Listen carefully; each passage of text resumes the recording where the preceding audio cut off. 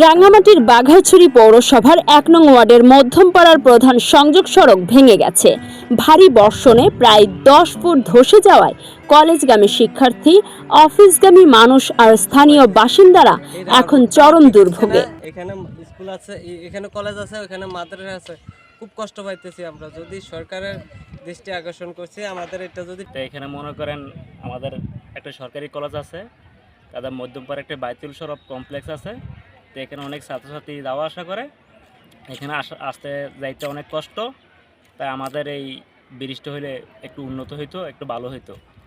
এই ব্রিজটি হচ্ছে যে একটি আমাদের এখানে একটা ব্রিজ, মানে দীর্ঘদিনের ব্রিজ, আমার জন্মের হওয়ার পরে মনে হয় ব্রিজটা হয়েছে, কিন্তু ব্রিজটা কিছুদিন আগে বন্যা ভারী বৃষ্টির কারণে ভেঙে যাওয়ার কারণে এখান দিয়ে আমাদের ছাত্রছাত্রীরা যারা মাদ্রাসায় আসে তারা এখন আসতে পারে না ঠিকমতো।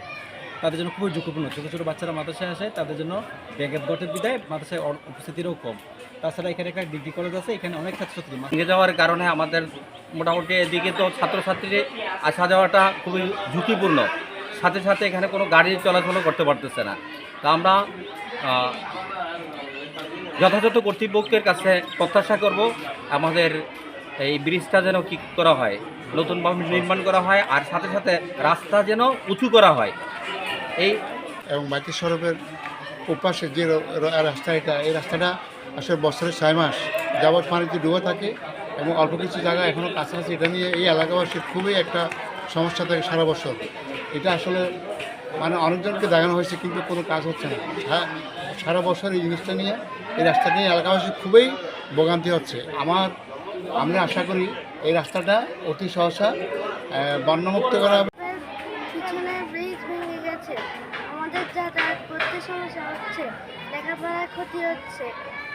তার কারণে মানুষের চলাচল করা, মাদ্রাসার ছাত্রছাত্রীদের আসা যাওয়া করা, এলাকার মানুষের চলাচল করা কষ্টসাধ্য হয়েছে। পরে মাদ্রাসা কর্তৃপক্ষ সুপার হুজুরের মাধ্যমে ছাত্রদেরকে নিয়ে এখানে মাদ্রাসা ব্রিজটাতে কাট দিয়ে আপাতত চলাচলের জন্য একটু ব্যবস্থা করছে, যা আমাদের জন্য খুব ঝুঁকিপূর্ণ। এদিক দিয়ে মাদ্রাসার ছোট ছোট ছাত্রছাত্রীরা আসা যাওয়া করে, রাস্তার পাশে সবসময় পানি থাকে। তো এই দিক দিয়ে আসা যাওয়া করা, চলাচল করা সম্পূর্ণ ঝুঁকিপূর্ণ। আর এদিকে মাদ্রাসার পাশে যে রাস্তাটা রয়েছে সেটা খুব নিচু, অল্প বন্যা হলেই রাস্তা ডুবে যায়।